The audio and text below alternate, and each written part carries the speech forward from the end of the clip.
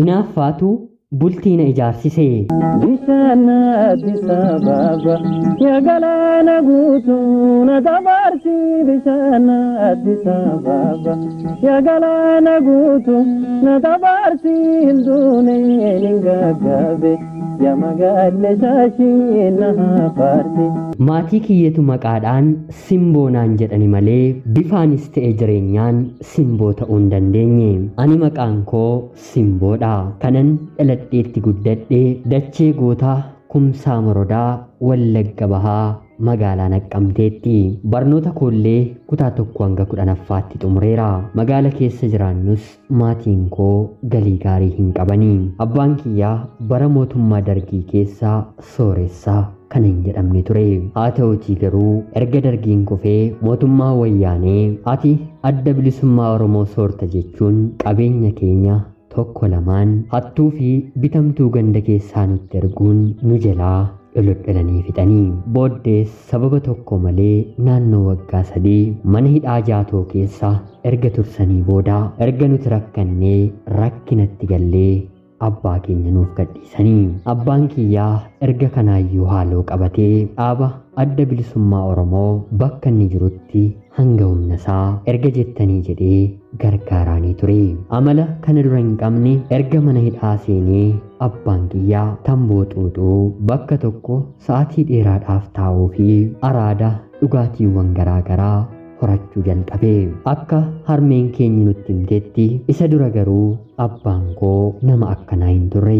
Hojiidhaaf baay'ee cimaa ganama sa'a 11tti hirribaa ka'ee haga sa'aatii 2tti waan namni guyyaa guutuu hojjechaa ooluu hin dandeenye hojjetee nama qixaa'u dhimma hojii isaa irratti malee dubbii namaatti nama xiyyeeffannoon kennina dhuunjette. Haa ta'uutii garuu anaa fi ijoolleensaa guddannee yeroo barru abbaa keenya haala kanaan hin barre. Nama machaa'u of gataa fi kanneen kana fakkaatan amaloota gaarii hin taane qabu. Nutis sababa hiyyuma keenyaaf yeroo hundaa abbaa keenya akka ragaatti kaawwanna. Haa ta'uutii garuu amma yeroo nu badhu abbaa koo kan dadhabse mootummaadha. Erga hidhamee booda qabeenya isaa hedduminaan waan saamaniif bakka kufee ka'uu dadhabe. Sababa kanaan waan haati keenya gabaa keessa gurgurtee oliif gadi jettee fidduun jireenya keenya jiraanna. Guyyaa beelofne itti boo'aa haadha keenyatti gungumaa ganna immoo obboloota isaanii bira deemnee bara dabarfanna. Haala kanaan garuu anas ta'e obboloonni koo nam tokkoyyuu barnootaaf duubatti kan jedhe hin jiru. Anaan ala hundi keenyuu barannee barnoota keenya xumurreerra. Mana waliin jiraannu keessatti anaa fi obboleettiin kiyya irratti dhalattu gonkumaa gaaf tokkoyyuu waliin gallu. Gochaa ani raawwadhu irratti natti naafti. Gochaa isheen raawwattu irratti anillee itti naafa.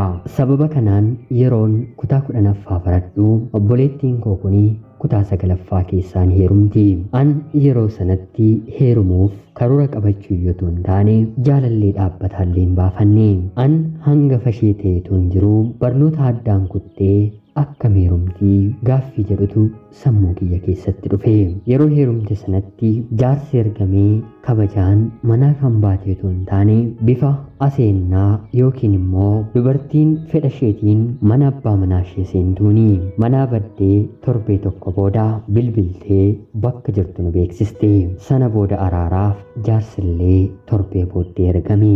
Abbaan manaa ishee nama baay'ee gaariidha. Dhaabbata miti mootummaa keessa hojjeta. Inaaffaa obboleettii kiyya irratti waan hin qabuuf gaarummaan isaa garuu ana biraa caalaatti maatii koo biratti mul'ata. Isheen heerumtee akkam ani manatti nafa jedheen baatii 6 kan hin guunne keessatti anillee akkuma obboleettii koo deemeen dargaggeessa tokkotti galee. Dargaggeessa kana waliin kan nuti wal barree qormaata kutaa 10ffaa qorameen ganna saadha.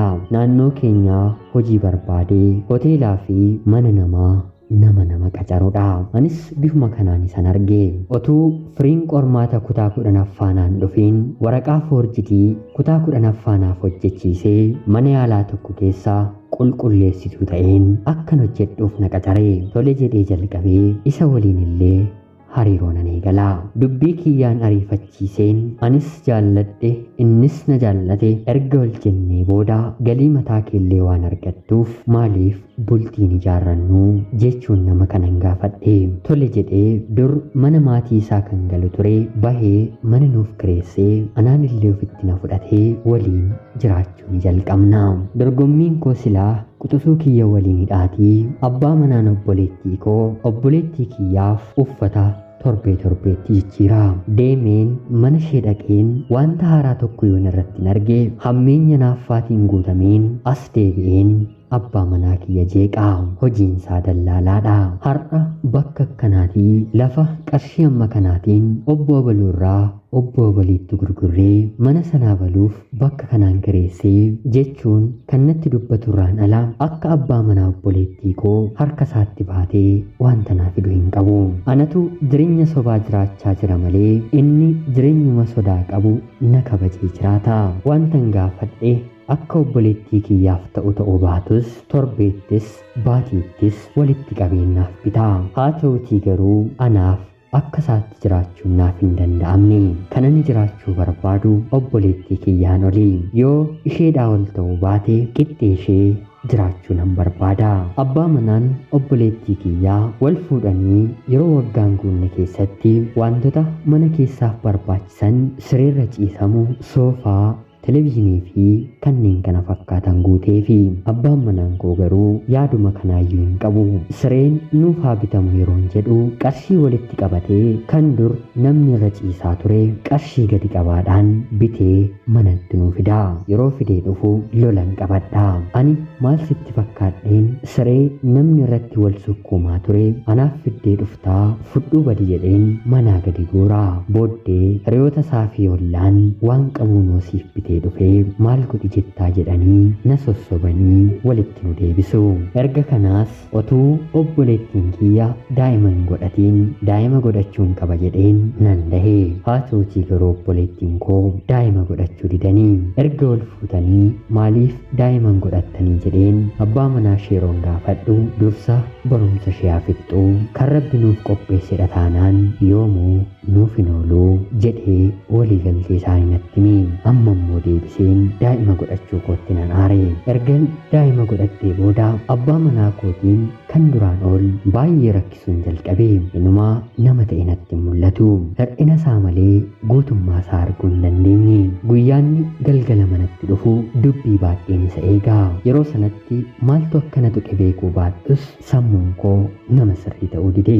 Booddee irratti ofiif na waliin jiraachuu yeroo dadhabu galgala manatti galuu dhiisee haadha isaa biraa akka bulu bilbilee natti himuu jalqabe.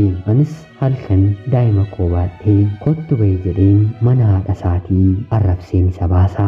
Gurra kiyyatu dhaga'uu dide malee harmeensaa baay'ee na gorsiti. Ammas harkaan manatti isa fideen nagaa hin kennuufi waanuma xiqqootti sababa barbaadeen isa lola. Jaallachuun koos na jaalachuun isaas gonkumaa anatti mul'atu. Dirqiidhaan mana hidhaa keessa wanta waliin jiraachaa jiru natti fakkaata. Haala kanaan utuu hin jedhu booddee na waliin jiraachuu gaafa rakkatu abbaan manaan koo magaala gadhiisee baha. Godina addaa naannoo magaalaa Finfinnee sabbataa jiraachuusaa namoota irraan dhagaha. Deemee naannoo torbee tokkootti gatii mana kiraa fi nyaata kee sin danda'a. Kanaan booddee garuu na argachuu hin dandeessu. Jireenya kana jiraachuu hin fedhu. Bultiin akkana taanaan nattaafuu jedhee natti dubbate. Deemuunsaa na gaabbisiiseera. Yeroo narraa fagaatu garuu sammuun koo nagaa argatee otuu deebi'ee kan jedhu amma immoo keessi koo ija isaa arguun fedha.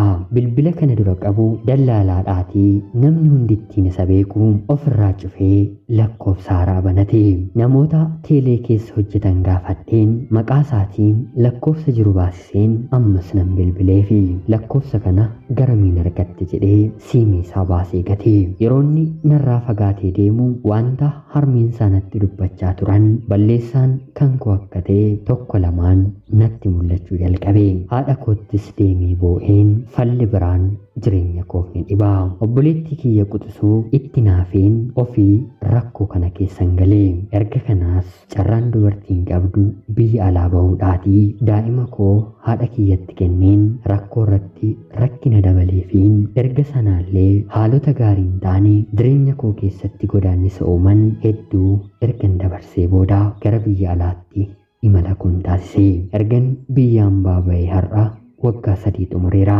Abbaan manaan koo magaalaa Finfinnee keessa taaksii akka inni oofu dhaga'eera. Haa ta'uutii garuu haga yoonaa erga manaa bahee bilbilaanis qaamaanis gonkumaa wal arginee hin beeknu. Harmeesaaf qofa darbee bilbilaa. Yeroo kanatti haa fuudhuu haa dhiisuu wanta hin beeku hin qabu. Haa ta'uutii garuu namni dakkaa jireenya jalqabe qofaa jiraachuun baay'ee akkatti ulfaatu nama seenee bahetu beeka. Amma kan inni sarraa barbaadu akkanitti deebi'uuf miti.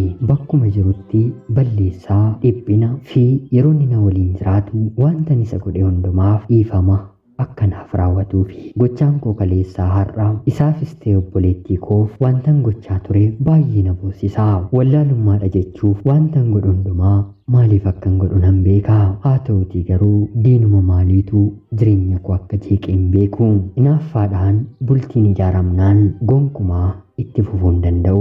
Obboloonni koo shamarranii eegoon yookiin immoo quxisuun keessan dursitee yoo heerumte yookiin immoo obboleessi keessan dursee yoo fuudhe inaaffaadhaan jireenyan dhaaba jettanii gonkumaa akka hin deemne seenaan koo fakkeenya isiniif haa ta'u. Ana obboleettii keessan Simboo Saawud Arabiyaarraa abbaa manaa koo duraa balleessaan sirratti raawwadhe har'allee baay'ee na gaddisiisaa jiru. Abdii kee bakka jirtutti ulfaadhaa nagaatti galatoomaa. Bishaan Addis Ababa yaa galaana guutuu na dabarsi.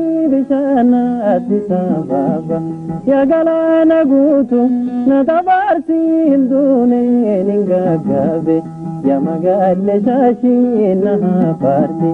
Yooyyaa shamaa akkam jirtu kabajamtoota hordoftoota qophii Oromiyaa 24 nagaaf jaalalli tokkummaan bakka jirtan hundaatti hunda keessaniif yaatu jecha guyyaa har'aallee xalayaa obboleettiin keenyi Simboon nuuf ergite isiniif dubbiseen hin ka'a. Akka isin irraa barattanii hubannoo cimaa ta'e tokko irraa argattan homaa shakkii tokko illee hin qabu. Obboleettii keenya ergaa kee kana nuuf qooduu keetiif guddaa galatoomi jechuun barbaada. Kabajamtoota hordoftoonni qophii Oromiyaa 24 illee yaada jajjabinaa obboleettii keenyaaf qoodaa jecha qophiin guyyaa har'aaf isiniif qabadheen dhiyaadhe kanuma fakkaatti. Haga yoonaatti na dhaggeeffachaa kan turtaniitiif guddaa galatoomaa jecha laayikii fi sheer gochuun illee akka na deeggartan kabajaan isiniin gaafadha. Akkanumallee namoonni chaanalii keenyaaf haaraa taatan anaa dhufu kun Oromiyaa 24 guyyaa guyyaatiin xalayaa jaalalaa fi seenaa jireenyaa nama barsiisuu bashannansiisuu danda'u isiniif qabattee waan dhiyaattuuf isinillee sabskiraayib gochuun maatii keenya erga taatanii booda xalayaa jaalalaa yookiin seenaa jireenyaa nama barsiisuu bashannansiisuu danda'u qabaattan karaa telegiraamii karaa lakkoofsa bilbilaa kiyyaa duwwaa 937 naaf erguun irratti hirmaachuu ni dandeessu. Qopheessuuf qindeessuun isin waliin kanan ture hani gammachiista shoomeeti. Qophii gara biraatiin hanga walitti deebinutti bakka jirtan maraan turtii gaarii isiniif hawwaa horaa bulaa. Bishaan Addis Ababa yaa galaana guutuu na dabarsi. Bishaan Addis Ababa yaa galaana guutuu na dabarsi. Hinduuneen hin gaggaabe yaa magaalee shaashii.